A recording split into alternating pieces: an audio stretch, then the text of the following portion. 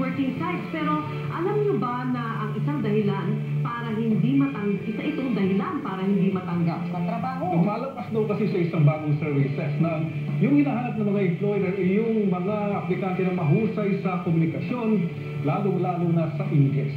Nagpapagdila si Zian ng Diyos. Nag-aaral ng English language si Glyza dahil balak na mag-apply bilang call center agent. Isa kasi ito sa mga kwalifikasyon na hinahanap ng mga kumpanya kanyang in-applyan dati. My priority to get a job by using my skills in English.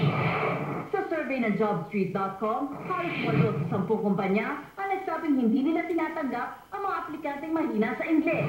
Naalarma sila marami sa mga aplikante ngayon na kasanayan na gumamit ng Jejemon kung saan hinihiba ang spelling at gamit na ilang salita.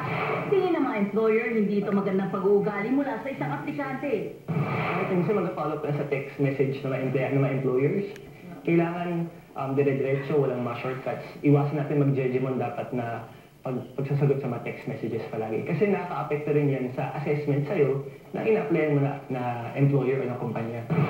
Uso mo ng Jejemon sa text messages at social networking sites, hindi ito dapat ginagamit sa pag-apply sa trabaho. The only danger there is if you can't outgrow it.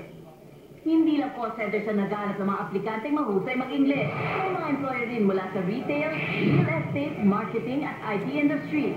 Mahalaga raw kasi ang pag-i-Ingles sa pakikipag-usap sa mga kliyente at customer na ang iba ay mga banyaga. Ayon sa ilang guro ng language schools, bukod sa pag-aaral, makakatulong din daw ang pakikipag-usap sa pamilya at mga kaibigan ng Ingles para masanay, magsulat ng Ingles at magbasa ng libro na lumawak ang kaalaman at bukabularyo.